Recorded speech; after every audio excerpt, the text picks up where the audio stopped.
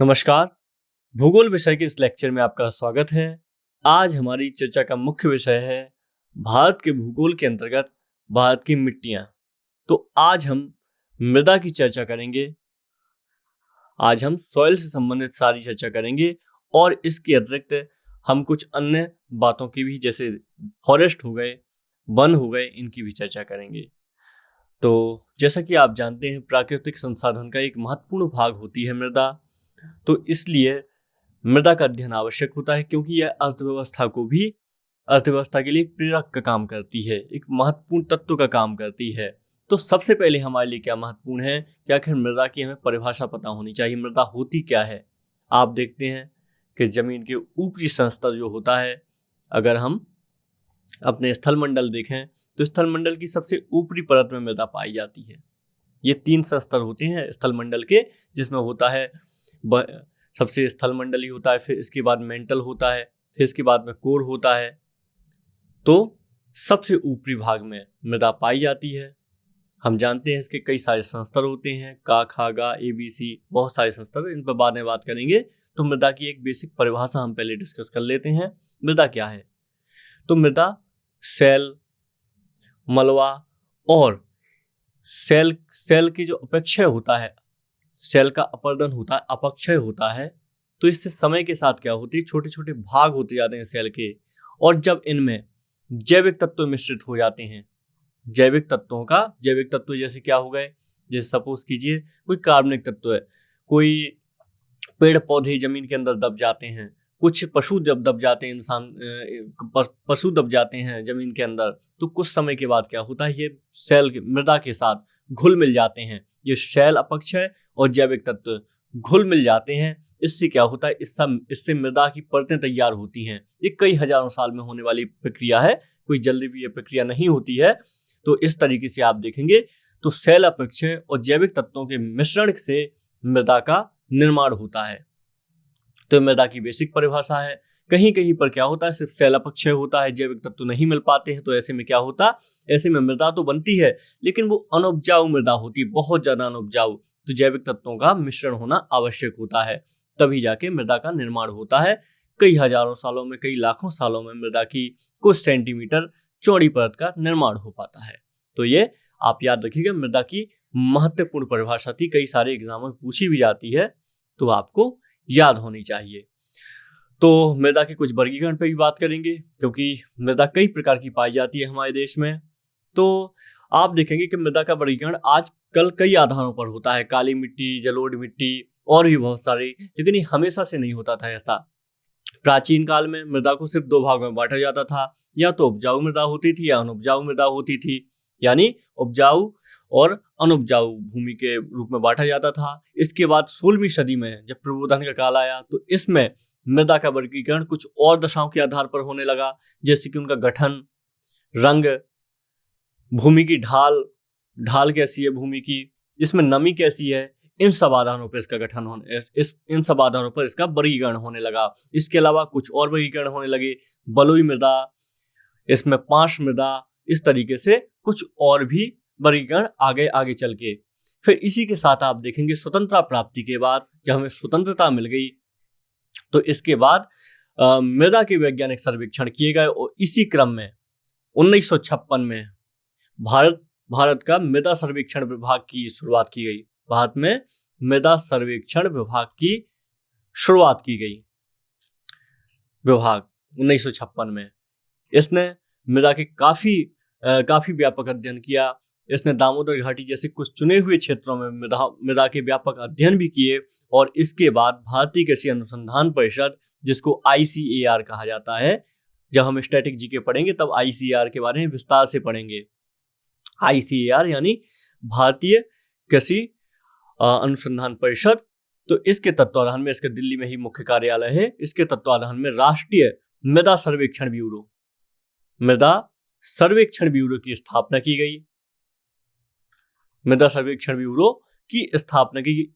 इसने बहुत सारे अध्ययन किए, और इसके अंतर्गत मृदाओं को कई सारे भागों में भी बांटा गया, जिसमें से कुछ भाग इस तरीके से हैं, इंसेप्टी सोल्स मृदा बोलते हैं, एंटी सोल्स है और एल्फी सोल्स है। तो आपके लिए ये इतना काम का नहीं है, ये सब जो कृषि से स्नातक करते हैं और बीटेक करते हैं उनके लिए काम का होता है। हमारे लिए काम का क्या है, मानविकी विषय में हम इस आधार पर वर्गीकरण नहीं देखेंगे, हम वर्गीकरण देखेंगे उत्पत्ति, रंग, संयोजन, अवस्थिति के आधार पर।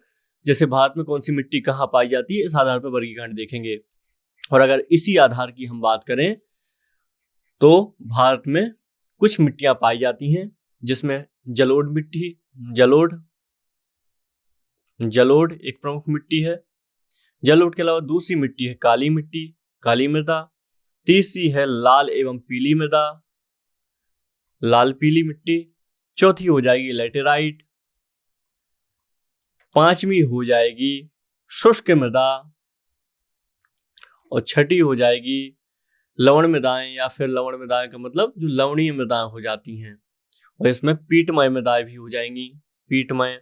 और फिर हो जाएंगी वन मृदा भी एक इसका वर्गीकरण होता है। खैर हम इतना ही देखेंगे, जलोढ़, काली, लाल, पीली, लैटेराइट और शुष्क मिट्टी।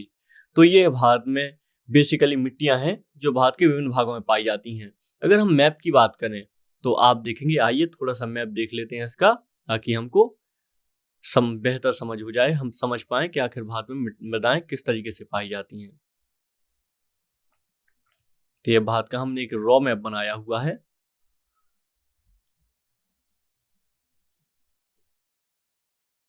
तो ये हमने भारत का मैप बनाया हुआ है, रफ मैप।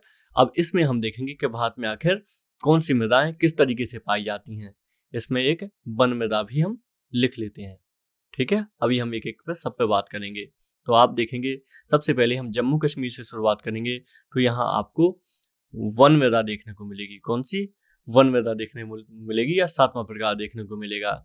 इसके बाद जब आप गंगा ब्रह्मपुत्र के मैदान पे आएंगे तो यहाँ पे आपको जलोढ़ मृदा देखने को मिलेगी। जलोढ़, ये पूरा क्षेत्र, आप वैसे भी हम पहले ही बात कर चुके, गंगा ब्रह्मपुत्र नदियों के द्वारा निक्षेपों से बनाया गया क्षेत्र है ये। यहाँ पे बीच में बांग्लादेश को अलग कर देते हैं हम, ताकि हमें आसानी हो जाए। तो इसके बाद में देखेंगे पूरा क्षेत्र आपको देखने को मिलेगा जो आपका जलोढ़ मृदा से बना हुआ है। तो ये नदियों के द्वारा लाए गए निक्षेपों से बनती है मृदा। पहले हम बात कर चुके हैं इसके बारे में, तो अब बात नहीं करेंगे। इसके अलावा आपकी शुष्क मृदा की बात करें तो आप देखेंगे रेगिस्तान क्षेत्र में देखेंगे राजस्थान के, तो यहाँ पे शुष्क मृदा आपको देखने को मिलेगी, जहाँ पे 20 सेंटीमीटर से कम वार्षिक वर्षा होती है। तो उस क्षेत्र में शुष्क मृदा का निर्माण होता है। इसके बाद में आप ये पूरा क्षेत्र देखेंगे, दक्कन का, प्रायद्वीपीय भारत का दक्कन का पठार के आसपास का क्षेत्र। तो ये पूरा क्षेत्र आपको देखने को मिलेगा काली मृदा से। ये काली मृदा का क्षेत्र है, याद रखिएगा। इसके अतिरिक्त कहीं कहीं पर जो पश्चिमी घाट में यहाँ पे लाल पीली मृदा देखने को मिलेगी, बाकी नहीं तो ये काली मृदा का पूरा क्षेत्र है। ये वाला क्षेत्र देखेंगे आप तमिलनाडु, तेलंगाना, छत्तीसगढ़, उड़ीसा, ये सब क्षेत्र में आप देखेंगे तो यहाँ पे पाई जाएगी लाल एवं पीली मृदा, लाल पीली मृदा। तो ये मृदा का बेसिक याद रखिएगा कि कौन सी मृदा कहाँ पे पाई जाती है। इससे क्या होगा, आपको आसानी होगी भारत में मृदाओं के आधार पे बाद में कृषिगत उत्पाद समझने में। जब मैं बात करूंगा काली मृदा यहाँ पे पाई जाती है, तब मैं यहाँ पे बात करूंगा कि मध्य प्रदेश में कपास की भी खेती होती है, मालवा में, निमाड़ में कपास की खेती होती है। तो हम इन सब जब चीज़ों पे बात करेंगे ना, तो ये मृदा आपका अध्ययन आपके लिए बहुत ज़्यादा उपयोगी साबित होगा, क्योंकि यहीं से मृदा के माध्यम से आप जान पाएंगे कि यहाँ पे उद्योग क्या होंगे, और इसी से आप जान पाएंगे यहाँ कृषिगत उत्पाद क्या होंगे, और इसी आधार पर आप जान पाएंगे यहाँ पे जो रोजगार और अर्थव्यवस्था का मुख्य साधन है वो क्या है, क्योंकि मृदा ही ये सब डिसाइड करती है, ठीक है। तो ये लाल पीली मृदा हो जाएगी। ये लाल पीली मृदा आपको कई सारे भागों में देखने को मिलेगी। यहाँ पे कहीं कहीं पर शुष्क मृदा भी देखने को मिलती है। जो ये वही क्षेत्र हैं जहाँ पे उत्तर पूर्वी मानसून से वर्षा होती थी, दक्षिण पश्चिम मानसून से यहाँ पे वर्षा नहीं होती है, इसलिए यहाँ पे शुष्क मृदा भी आपको देखने को मिलती है। इसके अतिरिक्त कुछ कुछ भागों में भारत के आप देखेंगे यहाँ पे कुछ क्षेत्रों में, तो यहाँ पे आपको लैटेराइट मृदा भी देखने को मिलेगी, लैटेराइट। तो बात करेंगे हम एक एक मृदा के बारे में अच्छे तरीके से, ठीक है। तो ये आपका बेसिक मृदा का है, इस वर्गीकरण को जरूर याद रखिएगा। तो देख लेते हैं कि आखिर कौन सी मृदा कितने मात्रा में पाई जाती है। तो भारत में जलोढ़ मृदा 33% भाग में पाई जाती है। अगर हम क्षेत्रफल की बात करें तो 11 लाख किलोमीटर स्क्वायर पे आपकी जलोढ़ मृदा पाई जाती है भारत में, ठीक है। दूसरी मृदा है काली मृदा। तो काली मृदा पाई जाती है भारत में 16.6%, 16.6% भाग में पाई जाती है। ये 5.46 लाख किलोमीटर क्षेत्रफल पर पाई जाती है। ये डेटा कहाँ से आया है? तो डेटा आपके लिए महत्वपूर्ण है, ये राष्ट्रीय मृदा सर्वेक्षण ब्यूरो का डेटा है, ठीक है। तो इसलिए ऑथेंटिक डेटा है, आप लोग याद रखेंगे इस डेटा को। 5.46 लाख वर्ग किलोमीटर क्षेत्रफल पाई जाती है काली मृदा। इसके अतिरिक्त लाल पीली मृदा देख लेते हैं, तो ये 8.7 लाख वर्ग किलोमीटर स्क्वायर में पाई जाती है लाल पीली मृदा। लेटेराइट मृदा की अगर हम बात करें तो 1.80 लाख किलोमीटर स्क्वायर में पाई जाती है आपकी लेटेराइट मृदा। इसके अलावा शुष्क पीठमय वन मृदा भी कुछ कुछ भागों में पाई जाती है। इसको डेटा इसका कोई आपकी आवश्यकता नहीं है इस डेटा की, ठीक है। तो इस डेटा को हम नहीं रखेंगे। बाकी जो महत्वपूर्ण डेटा है ये आप थोड़ा थोड़ा सा इसका आइडिया रखिएगा, इससे आपको आसानी हो जाएगी चीज़ों को समझने में। तो सबसे ज़्यादा हम देखें तो जलोढ़ मृदा का क्षेत्र हमारे यहाँ पे पाया जाता है। तो आइए कुछ और बात करते हैं। तो भारत में ये मुख्य मृदाएं हैं, इनसे संबंधित सारी चीजें याद रखिएगा। इसके अतिरिक्त एक और विभाजन होता है भारत में मृदा का, ये है अम्लीय और क्षारीय मृदा। अम्लीय और क्षारीय मृदा क्या होता है? अम्लीय मृदा, क्षारीय मृदा, जो बेसिक मिट्टी होती है, ऐसा माना जाता है कि मिट्टी का सामान्य फसलें उगाने के लिए मिट्टी का जो पीएच मान होना चाहिए। पीएच मान क्या होता है पहले ये देख लेते हैं। पीएच मान होता है, एक स्केल होती है, ये अम्लीय और क्षारीय के बीच में। अम्लीय यानी बहुत ज्यादा खट्टे पदार्थ और क्षारीय यानी बहुत ज्यादा कड़वे पदार्थ। अम्लीय जैसे हाइड्रोक्लोरिक अम्ल का आपने नाम सुना होगा, हमारे पेट में पाया जाता है। एक सल्फ्यूरिक अम्ल होता है, पेट मतलब आमाशय में पाया जाता है। सल्फ्यूरिक अम्ल होता है। तो इस तरीके के अम्ल होते हैं, ये 0 से शुरू होती है और ये 14 तक लिस्ट जाती है पीएच मान की। तो इसमें से जो 6-7 होता है इसको उदासीन बोला जाता है, ना ये कड़वा होता है ना ही खट्टा होता है। इसको पानी को इसमें माना जाता है, पानी का पीएच मान 7 होता है, ठीक है। तो मिट्टियों से संबंधित भी ये माना जाता है कि 6 से 7 के बीच में जो मिट्टियां हैं ये आदर्श मिट्टियां होनी चाहिए। इससे क्या है, सामान्य फसलें उगती हैं। लेकिन जब 7 से 6 से कम चला जाए मिट्टी का अम्लीय मान, जो मिट्टी का सर्वेक्षण होता है, तो उसको बोलते हैं अम्लीय मिट्टी। और 7 से अधिक चला जाए तो उसको बोलते हैं क्षारीय मिट्टी। इससे क्या परेशानी होती है? अम्लीय मिट्टी या तेजाबी मिट्टी से बहुत सारी फसलें नहीं उग पाती हैं, जिससे जो मिट्टी की उर्वरता के कारण फसलों पे इफेक्ट पड़ता है। तो ये आप एक और ये जो वर्गीकरण था ये इसके बारे में भी हमने बात की, ठीक है। तो और इसके अतिरिक्त और क्या होता है, अगर अति तीव्र वर्षा होती है तो इससे मिट्टी का अपक्षय भी होता है। इससे भी कई बार मिट्टी की जो बेसिक वैल्यू है इससे भी फर्क पड़ता है बहुत ज़्यादा। तो ये सब आप चीज़ें जरूर याद रखिएगा। इसके लिए कुछ मिट्टी की क्षारीयता को बदलने और के लिए कुछ उपाय भी होते हैं, जिसमें से लीचिंग प्रोसेस होता है, जिप्सम कैल्शियम सल्फेट का प्रयोग किया जाता है, और भी कुछ तरीके होते हैं, ठीक है। जब इसके अलावा एक और मिट्टी है लवणीय मृदा, जो हम यहाँ पे देख रहे थे। मतलब जब नमकीन मृदा, जो ज्यादा नमक हो जाए मृदा में, तो इसको लवणीय मृदा भी एक मिट्टी का एक प्रकार होता है। इस लवणीय मृदा में क्या होता है, इसमें यहाँ पे लवणीय प्रभाव वाली मृदा सबसे ज्यादा पाई कहाँ जाती है? गुजरात में पाई जाती है, ठीक है। गुजरात में पाई जाती है सबसे ज्यादा लवणीय प्रभाव वाली मृदा। इसमें क्या होता है, सोडियम एवं मैग्नीशियम, सोडियम एवं मैग्नीशियम की जब अधिकता हो जाती है मृदा में, तो इसको लवणीय मृदा कहते हैं। ये भी एक बहुत बड़ी समस्या है भारत में मृदा से संबंधित। ये भी भारत में मृदा से संबंधित बहुत बड़ी समस्या है, जिसके कारण भारत की मृदा का एक बहुत बड़ा भाग प्रभावित होता है, ठीक है। तो लवणीय मृदा से संबंधित भी हम सारी बातें ध्यान रखेंगे। और एक और आप फैक्ट देख लीजिए, हमने अम्लीय क्षारीय की बात की थी, तो सबसे ज्यादा क्षारीय मृदा भी कहाँ भारत में पाई जाती है? तो ये उत्तर प्रदेश में पाई जाती है। ये डेटा जरूर याद रखिएगा आप। लवणीय मृदा गुजरात में, लवणीय मृदा मतलब जिसमें नमक तत्व की ज्यादा अधिकता हो जाती है, सोडियम मैग्नीशियम की अधिकता हो जाती है। और क्षारीय मृदा जहाँ पे पीएच मान 7 से अधिक हो जाता है, उसको क्षारीय मृदा हम बोलते हैं। तो ये उत्तर प्रदेश में इसका सर्वाधिक भाग पाया जाता है, ठीक है, जो क्षारीय मृदा है। तो ये सब याद रखिएगा लवणीय मृदा में, क्योंकि जो बाष्पीकरण हो जाता है जल का, उसके बाद नमक बच जाता है, तो इससे इसमें खनिजों की अधिकता होने से लवणीय हो जाती है मृदा, सेलाइन बिल्डिंग उसमें हो जाती है। तो चलिए आइए कुछ आगे बात करते हैं। हमने मृदाओं का देख लिया कि किस तरीके से मृदा का मुख्य विभाजन है भारत में। इसके अतिरिक्त तो आइए मृदा से संबंधित एक और टॉपिक पर बात करते हैं, और इस टॉपिक का नाम है मृदा अपरदन। तो मृदा अपरदन क्या होता है? तो मृदा की जो सस्तर की स्थलमंडल की ऊपरी परत है, जिसको मृदा बोलते हैं, इसके आवरण का विनाश ही मृदा अपरदन कहलाता है। यानी ये परत का अगर विनाश होता है किस तरीके से, तो इसका मृदा अपरदन कहा जाता है। विनाश कैसे होता है?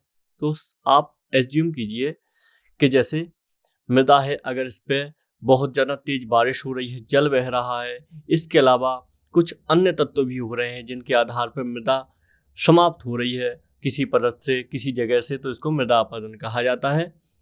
तो इसको अपरदन कहा जाता है। उदाहरण के तौर पे जैसे कोई पर्वतीय प्रदेश है, अगर यहाँ पे पहले बहुत सारे वृक्ष हुआ करते थे, लेकिन अब वृक्ष नहीं है। वृक्षों की जड़ें क्या है, मृदा को जकड़ के रखती थी। अब यहाँ पे वृक्ष नहीं है, तो पानी आया तो मृदा को अपने साथ लेके, ये मृदा तो अपने आप में समुद्र में चली जाएगी ना आखिरकार, या तो डेल्टा के रूप में समाहित हो जाएगी या समुद्र में चली जाएगी। तो कुल मिला के यहाँ से मृदा का ह्रास हो गया, तो इसको मृदा अपरदन के रूप में देखा जाता है, मृदा अपरदन कहा जाता है।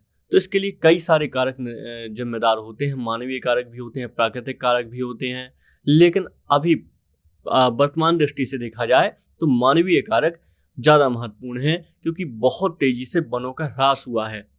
तो ये अपरदन है, तो इसमें मुख्य रूप से जल अपरदन को देखा जाता है मृदा में, क्योंकि सबसे ज़्यादा जल के कारण अपरदन होता है मृदा का। इसके अलावा वायु वगैरह भी जैसे कारक उत्तरदायी हैं, लेकिन जल अपरदन ज़्यादा महत्वपूर्ण है। इसमें से आप देखेंगे परत अपरदन और दूसरा हो जाएगा अवनालिका अपरदन। ये दो प्रकार के अपरदन सबसे ज़्यादा महत्वपूर्ण है। अवनालिका अपरदन की हमने बात की थी जब हम नदियाँ पढ़ रहे थे। इसमें हमने कहा था कि चंबल नदी है सर्वाधिक अवनालिका अपरदन करने वाली नदी है। इसको गुली इरोजन कहा जाता है, गली इरोजन, ठीक है। तो सबसे ज़्यादा अपरदन करने वाली नदी है। आप देखेंगे यहाँ पे बड़े बड़े खड्डे भी बने हुए हैं, जो आप भिंड मुरैना के आसपास का जो क्षेत्र देखेंगे, मध्य भारत का पठार देखेंगे आप, तो वहाँ पे चंबल नदी के कारण। इसके अलावा परत अपरदन क्या होता है, धीरे धीरे परत का घटाव ही परत अपरदन कहलाता है। जो समतल भूमियां होती हैं, मूसलाधार वर्षा हो जाती है, इसके बाद में मृदा का हटना आसानी से दिखाई देने लगे, तो इसको परत अपरदन कहा जाता है, ठीक है। एक और शब्द आपके लिए इंपॉर्टेंट है यहाँ पे, मृदा अवकर्षण। क्या होता है मृदा अवकर्षण? तो इसे जब मृदा की उर्वरता का ह्रास हो जाए, ह्रास होने लगता है, तो इसको मृदा के अवकर्षण के रूप में माना जाता है, ठीक है। इसमें क्या होता है, मृदा का जो पोषण स्तर होता है, पोषण स्तर ये बहुत ज़्यादा गिर जाता है। और ये होता क्यों है? अपरदन और जो मृदा का दुरुपयोग होता है जिस तरीके से, उसमें मतलब जो बहुत सारा प्रदूषण उसमें शामिल हो जाता है, प्रदूषित तत्व शामिल हो जाते हैं, इस तरीके से मृदा का फिर इसमें जो उर्वरता होती है इसका ह्रास हो जाता है। तो इस तरीके से मृदा अवकर्षण इसे कहा जाता है, ठीक है। मृदा संरक्षण की कुछ बात कर लेते हैं। आखिर मृदा संरक्षण भी एक आजकल मुख्य चर्चा का विषय है, मृदा संरक्षण। तो मृदा अपरदन और मृदा क्षय जो मानव के द्वारा किया जाता है, और तो इसे अगर रोका जाए, मृदा का अपरदन और मृदा का जो क्षय है, अगर इसे रोक दिया जाए या फिर मानव के जो कारण शामिल हैं उन तत्वों को कंट्रोल कर लिया जाए, नियंत्रित कर लिया जाए, तो इसको मृदा का संरक्षण बोला जाएगा। अब इसके लिए बहुत सारे तरीके हैं। अभी हमने कुछ समय पहले बात की थी, मृदा का जो इसमें अम्लीयता है, इसकी क्षारीयता है, इसको समाप्त करने के लिए कुछ प्रयास किए जा रहे हैं मानव के द्वारा। इसके अलावा जो अपरदन है, इसके लिए वृक्षारोपण किया जा रहा है, और भी कुछ सीढ़ीदार खेती की जा रही है। जैसे आप देखते हैं झूम कृषि पे लगातार लगाम लग रही है। झूम कृषि क्या होती है? झूम कृषि एक शब्द है जिसमें क्या होता है, शिफ्टिंग कल्टीवेशन इसको इंग्लिश में बोलते हैं। एक कोई जगह होती है तो क्या करती हैं, कुछ जनजातियां होती हैं, बेसिकली जनजातियां ही ये खेती करती हैं, जिसमें से यहाँ पे जंगल अगर हैं बहुत सारे, तो जनजातियां क्या करती हैं, जंगलों को साफ करती हैं, इस पर खेती करती हैं, 1-2 साल खेती करती हैं। इसके बाद में जो जनजाति है वो कहीं और शिफ्ट हो जाती है। जैसे अभी मेघालय में है जनजाति, फिर असम में शिफ्ट हो गई, तो असम में फिर से वहां पे जाके जंगल साफ करके खेती करेगी। तो इसको कहा जाता है शिफ्टिंग कल्टीवेशन या झूम कृषि। तो इसको सरकार रोकने का लगातार प्रयास कर रही है, क्योंकि इससे क्या है, जंगलों की ज्यादा सफाई हो रही है। जब ये सब चीजें प्राचीन काल में होती तब तो अच्छी बातें होती थी, क्योंकि खेती के लिए ज्यादा जगह की आवश्यकता होती है। लेकिन वर्तमान दृष्टिकोण से ये सही नहीं माना जाता है शिफ्टिंग कल्टीवेशन को। इस तरीके से आप देखेंगे लगातार कुछ प्रयास की जा रहे हैं, झूम कृषि पे पाबंदी लगाई जा रही है, झूम कृषि पे। इसके अलावा सीढ़ीदार खेतों का निर्माण किया जा रहा है। सीढ़ीदार खेतों से क्या होता है, जो मृदा का अपरदन बहुत ज्यादा कम होता है, एक समय के बाद मिट्टी का जो क्षय होता है, ह्रास होता है, ये बहुत ज्यादा कम होता है। ठीक है, तो ये सब चीजें काफी महत्वपूर्ण हैं। तो आप देखेंगे लगातार मृदा संरक्षण पे वैज्ञानिक दृष्टिकोण से और सामान्य दृष्टिकोण से लगातार प्रयास किए जा रहे हैं, जो भारत के लिए बहुत अच्छी चीज है। तो आइए अब बात करते हैं एक अन्य टॉपिक पर। तो हमारे अब टॉपिक का नाम है वाटर रिसोर्सेस, यानी जल संसाधन। तो हम इसे कृषि की दृष्टि से पढ़ने वाले हैं इस टॉपिक को, कि आखिर भारत में जो कृषि के लिए है जल संसाधन का महत्वपूर्ण तरीका क्या है, जरिया क्या है। क्योंकि एग्रीकल्चर रिसोर्सेज की हम बात कर रहे थे, कृषि संसाधन की, तो अब हम इसमें जल संसाधन पढ़ेंगे। हमने मिट्टियों को पढ़ लिया है, मृदा को पढ़ लिया है हमने, अब हम आइए जल की बात करते हैं। तो जैसा कि हम जानते हैं, आप जानते हैं कि भारत की जो स्थिति है ये उष्णकटिबंधीय उपोष्णकटिबंधीय क्षेत्रों में है। अक्षांशों के हिसाब से हम बात कर रहे हैं, जिसमें आप देखेंगे 23.1/2 अक्षांश कर्क रेखा के बाद जो भारत का उत्तरी हिस्सा होता है ये उपोष्ण कटिबंध में आता है या शीतोष्ण कटिबंध में आता है। तो इस तरीके से यहाँ पे उच्च तापीय मंडल पाए जाते हैं। तो ऐसे में आप देखेंगे कि यहाँ पे जल की आवश्यकता ज्यादा होती है, क्योंकि हमारे देश में जो कृषि के लिए जो जल का सबसे प्रमुख स्रोत है ये है मानसून। तो मानसून के अतिरिक्त भी यहाँ पे जल की आवश्यकता पड़ती है, क्योंकि चूंकि ये क्षेत्र गर्म है तो यहाँ पे फसलों को अधिक जल की आवश्यकता पड़ती है। तो इन जल के साधनों को पूरा करने के लिए विभिन्न प्रकार के साधन अपनाए जाते हैं, जिसमें से आप देखेंगे बांध, बड़े बड़े बांध बनाए गए हैं, नहरें, इसके अलावा नलकूप भी एक मुख्य साधन है भारत में, नलकूप, इसके अलावा कुएं हो जाएंगे, और इसके अलावा कुछ तालाब भी हैं। आप देखेंगे बांध में ही तो नदी जल परियोजनाएं भी शामिल हो जाती हैं, नदी जोड़ो परियोजनाएं, नदी रिवर लिंकिंग प्रोजेक्ट जिसको बोला जाता है, नदी जोड़ो परियोजनाएं भी शामिल हैं। तो इस तरीके से भारत में बहुत सारे साधन अपनाए जाते हैं जिनके माध्यम से कृषि की सिंचाई की व्यवस्था किया जा सके तथा पीने योग्य पानी की व्यवस्था की जा सके। इसके अतिरिक्त आप देखेंगे इसमें कुछ और भी तत्व आ जाएंगे। जमीन से पानी आप देखेंगे, ट्यूबवेल होता है, बोरवेल होता है, तो इसके माध्यम से भी जमीन से पानी निकालना भी भारत में एक बहुत ही प्रचलित माध्यम है। हाल फिलहाल तो कुछ अच्छी चीजें भी हो गई हैं, जिसमें आप देखेंगे मध्य प्रदेश की देखेंगे राम बलराम योजना। इसमें क्या होता है बलराम योजना में, तो खेत में तालाब बना दिया जाता है, खेत में कुछ स्क्वायर फीट का तालाब बना दिया जाता है। इस तालाब में पानी भर जाता है बरसात में, और जब ये पानी हम फिर बाद में जो किसान होते हैं इसको गर्मियों में उपयोग कर लेते हैं कई सारी फसलों को उगाने में, तो ये पानी का उपयोग बाद में कर लेते हैं किसान। तो इस तरीके की अब कुछ नवाचार भी किए जा रहे हैं किसानी में, खेती में। तो ये भारत के लिए यहाँ पे निश्चित ही बहुत अच्छी पहल है। चलिए तो अब हम इन मुद्दों पर बात कर लेते हैं वाटर रिसोर्सेज के बारे में कि आखिर भारत में कैसा क्या है इसका। तो भारत में सिंचाई के विभिन्न साधन हैं, लेकिन अगर देखा जाए एक आंकड़े के हिसाब से 2018 का आंकड़ा है लगभग, तो आपके लिए बस नॉलेज के लिए जरूरी है, बाकी ऐसे आपसे पूछेगा नहीं कि कितने परसेंट कौन सा कितने परसेंट आपसे नहीं पूछेगा, बस ये पूछेगा किससे भारत में सिंचाई ज़्यादा होती है। तो भारत में जो नए आंकड़े हैं, 2018 में ये आंकड़े आए थे, लेकिन ये 14-15 के आंकड़े हैं, तो इसके आधार पर सिंचाई का प्रमुख साधन नलकूप है।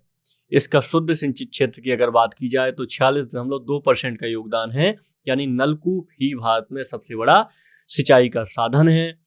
तो ये बहुत ज़्यादा महत्वपूर्ण है। अगर नलकूप और कुएं को जोड़ दिया जाए, नलकूप जैसा कि आप जानते हैं भारत में कुएं भी एक मुख्य साधन है, तो नलकूप और कुएं को जोड़ दिया जाए तब ये आपका 62% पहुंच जाएगा। 62.82% के आसपास शुद्ध सिंचित क्षेत्र नलकूप और कुएं के द्वारा होता है।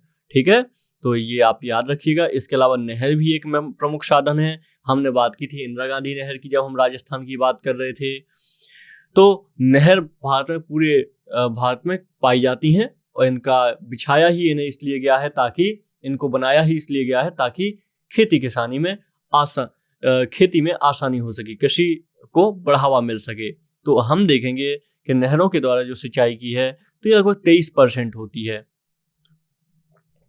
23% भूमि जो है इन नहरों के द्वारा सिंचित होती है। तो आप देखेंगे जो नहरें हैं इनका दूसरा स्थान है, नलकूप और कुएं प्रथम नंबर पर, नहरें दूसरे नंबर पे आ जाएंगी। तो ये बहुत महत्वपूर्ण है।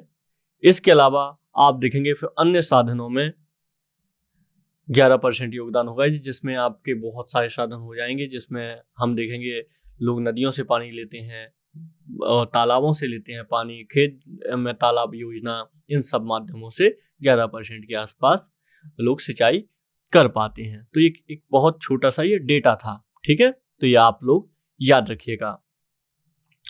अगर सिंचित क्षेत्र की बात करें तो सबसे ज्यादा सिंचित क्षेत्र कहाँ पे है? यूपी में सबसे ज्यादा सिंचित क्षेत्र है। इसके बाद में मध्य प्रदेश आ जाएगा, इसके बाद में राजस्थान आ जाएगा। तो राजस्थान का तीसरा स्थान है। ये 2015-16 के आंकड़े हैं जो सिंचाई से संबंधित है कि सबसे ज्यादा सिंचाई कहाँ होती है। ये उत्तर प्रदेश में होती है। ये 2015-16 के आंकड़े हैं। मैं आपको डेट इसलिए बता रहा हूँ 15-16 के आंकड़े, ताकि कोई नया डेटा आए तो आप उस नए डेटा को ट्रैक कर पाएं। जैसे हमने बताया था ये 2014-15 का डेटा है, क्योंकि कृषि का जो डेटा है, आंकड़े हैं, ये हमेशा देरी से आते हैं। तो इसलिए आपको कोई नया डेटा देखे तो आप उसको ट्रैक कर पाएं, इसलिए आपको ईयर के हिसाब से बताया जा रहा है कि 15-16 के आंकड़े हैं। तो इस तरीके से आप देखेंगे भारतीय सिंचाई परियोजनाओं को भी 3 वर्गों में बांटा जाता है, जिसमें हो जाएगा पहला हो जाएगा लघु सिंचाई परियोजनाएं। इसमें आप देखेंगे तो 2000 हेक्टेयर से कम के क्षेत्र की सिंचाई होती है इसमें। ठीक है, जैसा कि हम जानते भी हैं, पहले बात कर चुके थे कि भारत में जो है सीमांत खेत ज़्यादा हैं, तो इनकी 86% के आसपास मात्रा है सीमांत लघु खेतों की। तो सिंचाई को थोड़ा सा इसलिए मुश्किल भी हो जाता है कई बार सिंचाई, क्योंकि सिंचाई परियोजना में आपको ऐड होने के लिए तो समस्या हो जाती है। अगर आपके पास बहुत छोटा सा खेत है, कुछ ही हेक्टेयर का या कुछ ही एकड़ का है, तो ऐसे में समस्याएं कुछ होती हैं भारत के साथ। तो भारत में लघु सिंचाई जो है ये 2000 हेक्टेयर से कम क्षेत्र की सिंचाई इसमें होती है, तो ये याद रखिएगा। दूसरा होता है मध्यम सिंचाई परियोजनाएं। इसमें हो जाएगा 2000 से लेके 10,000 हेक्टेयर तक की खेतों की सिंचाई होती है। और तीसरा हो जाएगा बृहद सिंचाई क्षेत्र। इसमें क्या हो जाएगा? इसमें 10,000 हेक्टेयर से जो अधिक के खेत हैं, इनकी सिंचाई होती है। यानी 10,000 हेक्टेयर से अधिक की जमीन है, उसकी सिंचाई करनी है, तो इसको बृहद सिंचाई परियोजनाओं में जोड़ा जाता है। ठीक है, ये याद रखिएगा। तो बड़ी एवं मध्यम परियोजनाओं की जो देश में संख्या है, ये लगभग 38% आवश्यकताएं पूरी करती हैं, सिंचाई की आवश्यकताएं पूरी करती हैं। ठीक है, बृहद जो सिंचाई परियोजनाएं हैं। और जबकि ये जो छोटी सिंचाई परियोजनाएं थी, जिसमें मध्यम सिंचाई परियोजनाएं हैं, लघु सिंचाई परियोजना, ये 62% के आसपास जरूरतों को पूरा करती हैं। तो ये एक बहुत ही बेसिक बात थी जो आपको जल संसाधन में कृषि से संबंधित पता होनी चाहिए थी। इसके अलावा अगर हम देखें कि पुरानी सिंचाई व्यवस्थाओं की बात करें, तो देश की इतिहास की बात कर लें, तो हम देखेंगे कि सबसे पुरानी विकसित नहर व्यवस्थाओं में गंगे नहर बहुत ज़्यादा महत्वपूर्ण है। 1927 में इसका बीकानेर बीकानेर के तत्कालीन महाराजा जो उस समय के हुआ करते थे गंगा सिंह ने बीकानेर, तो उन्होंने इस सिंचाई परियोजना का निर्माण करवाया था। इसी तरीके से आप देखेंगे तो ऐसी कुछ सिंचाई परियोजनाएं आपको देखने को मिलेंगी मध्य प्रदेश में जो सिंधिया शासकों के द्वारा शुरू की गई थी। तो ऐसी कुछ सिंचाई परियोजना ये भी हमारे लिए महत्वपूर्ण है। यहाँ से प्रश्न बनते हैं एग्जाम में कि सबसे पुरानी नहर सिंचाई परियोजना कौन सी है, तो ये आपको थोड़ा सा आइडिया होना चाहिए। ठीक है, भारत में कुछ नदी घाटी परियोजनाएं महत्वपूर्ण है, जिसमें से नर्मदा घाटी नदी घाटी परियोजना महत्वपूर्ण हो जाएगी, नदी घाटी, सतलुज नदी घाटी परियोजना हो जाएगी, कावेरी नदी घाटी परियोजना हो जाएगी। तो ये कुछ नदी परियोजनाएं, चंबल नदी घाटी परियोजना हो जाएंगी। इन नदी परियोजनाओं का कार्य क्या है? इनका कार्य है कि कृषि के लिए जल प्राप्त करवाना, सिंचाई के लिए जल प्राप्त करवाना, विद्युत उत्पादन करना और साथ में पेयजल की व्यवस्था करना। तो इस तरीके से आप देखेंगे बहुत सारी नदी घाटी परियोजनाएं भी हैं जो भारत में ये आर्थिकी और यहाँ पे भूगोल के अध्ययन में शामिल की जाती हैं। ठीक है, तो आइए इसकी हमें आगे हम और बात करेंगे। अभी बात करते हैं हम फॉरेस्ट रिसोर्सेज की, यानी वन संसाधन की। तो भारत में आप जानते हैं कि बृहद वन संसाधन भी पाए जाते हैं। अगर हम वन रिपोर्ट की बात करें 2021 की, तो हम देखेंगे इसमें सबसे ज़्यादा वन कहाँ पाए जाते हैं? मध्य प्रदेश में पाए जाते हैं, जिसमें आप देखेंगे 77,000 वर्ग किलोमीटर में मध्य प्रदेश में वन पाए जाते हैं। कुछ और डेटा है, लेकिन आपको याद करने के लिए थोड़ा सा कॉन्सेप्ट बनाना है, हमें डेटा याद नहीं करना है। तो 77,000 किलोमीटर में वन पाए जाते हैं मध्य प्रदेश में। ये क्षेत्रफल के हिसाब से सबसे ज़्यादा है। अगर क्षेत्रफल की बात की जाए राज्य के क्षेत्रफल की, तो इसके हिसाब से सबसे ज़्यादा वन पाए जाते हैं। जबकि वैसे बात की जाए अगर, तो मध्य प्रदेश में वैसे बात की जाए परसेंटेज की दृष्टि से वन सबसे ज़्यादा कहाँ पाए जाते, तब मिजोरम में पाए जाते हैं। तब मिजोरम में इसका सही आंसर होगा। जैसे अब सपोज करिए इतना बड़ा राज्य था, ये छोटा सा राज्य है, इस छोटे से राज्य के 94% में वन पाए जाते हैं। तो कुछ ऐसी बात है। ठीक है, ये क्षेत्रफल के आधार पे था और ये परसेंटेज के आधार पे सबसे ज्यादा वन पाए जाते हैं। तो हमारे देश में वनों के प्रकार कौन कौन से हैं, कैसे कौन कौन से वन पाए जाते हैं? तो हमारे यहाँ उष्णकटिबंधीय सदाबहार वन पाए जाते हैं। ये कहाँ पाए जाएंगे? ये पाए जाएंगे जहाँ 250 सेंटीमीटर से ज्यादा वर्षा होती है। इसी तरह आप देखेंगे उष्णकटिबंधीय पर्णपाती वन, कांटेदार वन, पर्वतीय वन, और इसमें आप देखेंगे कुछ अनुवन भी पाए जाते हैं। तो भारत में ये कुछ वनों के प्रकार हैं जो आपको पता होने चाहिए थे। ठीक है, कांटेदार, इनका अपना ही महत्व है वनों का, क्योंकि हम देखते हैं वन जलवायु को तो सपोर्ट करते ही हैं, इसके अलावा मनुष्य के आर्थिक इकोनॉमिक्स को भी सपोर्ट करते हैं और पर्यावरण में तो महत्वपूर्ण योगदान देते ही हैं, मृदा संरक्षण में योगदान देते हैं और कुल मिला के बहुत ही महत्वपूर्ण भूमिका निभाते हैं इस दुनिया में जीवन के लिए। जैसा कि आप जानते हैं, आप जानते भी होंगे कि जो अमेजन के वन हैं, इनको पृथ्वी के फेफड़ों की संज्ञा दी जाती है। तो इसका एक काम क्या है? प्राणवायु जो होती है हमारी ऑक्सीजन, इसके लिए भी वन महत्वपूर्ण योगदान देते हैं, प्राणवायु को उत्पन्न करते हैं। ठीक है, ऑक्सीजन को उत्पन्न करते हैं, O2। तो हमने अपने इस लेक्चर में हमने मिट्टियों की बात की, इसके अलावा हमने जल संसाधन की बात की और हमने जो वन संसाधन है इनकी भी बात की। इसके अतिरिक्त अगले लेक्चर में मिलते हैं, कुछ अन्य टॉपिक पर बात करेंगे। इस टॉपिक को यहीं तक कंप्लीट करते हैं। नमस्कार।